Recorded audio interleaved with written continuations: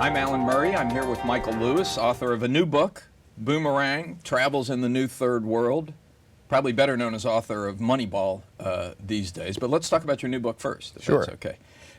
The New Third World. I mean, I started reading this book. I wasn't quite sure what you were referring to, and at some point I realized, wait, you're talking about us. I am talking about us. You're talking about the U.S., you're talking about Europe. Tell us what you mean. We have problems that previously were associated with third world countries. Problems that the likelihood that rich developed countries are not going to be able to repay their debts.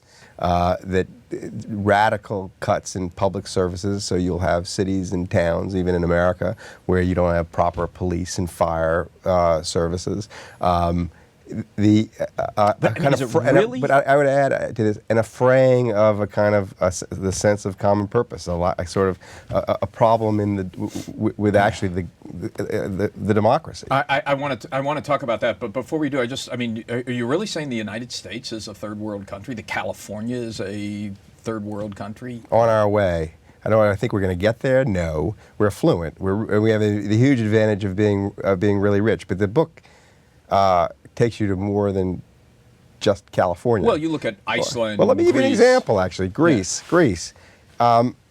So the IMF was very helpful to me while I was working on this. And I was talking to IMF inspectors who had gone in right after the new Greek government was elected 18 months ago, 2 years ago. And it says, we have more debt than we knew, kind of thing. And they went in to sort of see what was going on. And as one of the IMF inspectors said, this is just pretending to be a first world country. It's a third world country. They don't know who they owe what. But so I get that with Greece. Yeah. Iceland, which built up this banking system that completely collapsed. Ireland, but those are very small countries. Mm. Are you talking about what happened in those small countries, or are you painting with a broader brush over all of Europe and the United States? Well, the conceit for the whole story is an observation by a hedge fund manager in Dallas named Kyle Bass, who presented me with some analysis when I was working on my last book, The Big Short. The analysis kind of ran as follows, that the response to the financial crisis was for governments everywhere to basically say they're going to bail out their banks, to backstop their banks. So the debts of the big banks in these various countries are in fact also government debts. And when you layer on top of the existing government debt the debts and potential losses in the banking system, there are lots of countries that may not be able to afford these debts or be willing to pay off these debts. And it isn't just Greece and Ireland and Iceland. Yeah. It's Italy, Spain, and France. And that's not true of the United States, but it is true of those large economies in Europe. Why did it happen? You had this decade of massive overborrowing by the private sector. Yes. After the financial crisis, all those debts got transferred to the public sector, either officially or, as you point out, unofficially. Why did we do it? Why did the debts? Because we could. This is a very good question, but at the bottom of all the stories is this massive act of tempting ourselves. The banking system is becoming numb to risk. And in fact, the Wall Street, I think, got very, very good at doing the opposite of what it's supposed to do. It's supposed to expose risk and value risk properly. It hid risk. It hid risk. It hid risk, and it hid risk in the U.S. subprime market, and it hid risk in Greece and in Ireland and so on and so forth. And they in really extreme ways. So Goldman Sachs helping Greece rig its books so it looks like it's less indebted than it is. Merrill Lynch suppressing negative brokerage reports about Irish banks. Yeah, but see, that's where, as I was reading the book, I realized you were getting to something more fundamental than just the hiding of risk. It's almost a moral breakdown. I agree. I mean, debt is a fundamental choice between doing things for the present and taking care of the future generations, et cetera. And for some reason in Europe and the United States, there seems to have been a profound breakdown in the way that choice was made that is in some ways a moral failure. Yes, it's also an intellectual failure. It's weighing too heavily the short term at the expense of the long term. To some extent, not even paying attention at all to long term interest, just thinking about the now. And that's a terrible indictment of our society. yes, but it's also probably a byproduct of peace and prosperity, that people become less wary and less alert and less cautious. They think the future will take care of itself. Because it's taken care of itself for so long. I think that's, and I talk towards the end of the book, I go and visit a man who calls himself a neuropsychologist, but at UCLA, named Peter Wybrow. And he actually argues that in the United States, that there's a physiological basis to the debt problems, that the human brain has these layers. At the bottom of the human brain is essentially a lizard core that responds to immediate temptation right in front of it.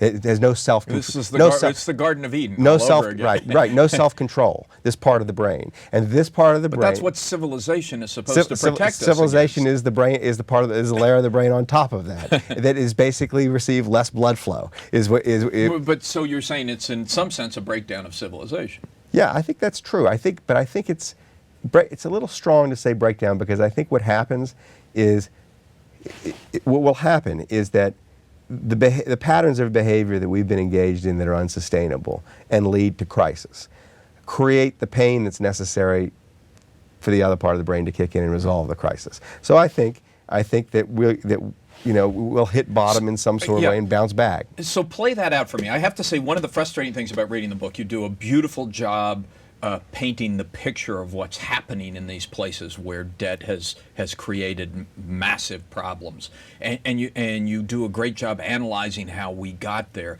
But I felt a little frustrated about not knowing what happens next. This is a very good question you ask me, because I intentionally avoid it, because I think you can't say, it's unknowable. I mean, as Kyle Bass, the hedge fund manager in Dallas, who was very prescient about all this, put it to me. When you ask him what happens next, he says, from here on it reads like fiction. There are a very number of different paths this could take. It will all seem unbelievable when it's happening. Give us the optimistic path. The optimistic path is, I think the realistic optimistic path is the Europe falls apart. The euro falls apart in the sense that not everybody who's in it stays in it. Either Greece exits from the bottom, this or is Germany. The optimistic route you're telling but us. it's the way it happens. And when it happens, losses are realized, but they're realized in such a way that doesn't create widespread panic. That people think, well, actually, the system can cope with this. We can let Greece go. We can let Greece go, and we can then talk about restructuring some of these other debts too that are unsustainable. Ireland can't afford to pay back what it owes. Ireland's trying to, but it really can't. It's not going to. It's not going to. So, and then bring it back to the United States then. What happens here? Well, I think the optimistic scenario is some years of slow growth, less than optimal growth. A period of relatively high unemployment, but not a sharp, miserable crisis. It isn't that panic. We're not dealing with the kind of panic that occurred after Lehman Brothers failed. I think, but that people. The optimistic scenario is that it's a political question. That's why it's unanswerable. It was what's going on inside of hearts and minds, that people realize that our behavior was unsustainable, and they start to vote for people who will do hard things. Do you see any sign of that? No, you asked me for the optimistic scenario. No, so I think the pessimistic scenario is probably more likely, and the pessimistic scenario is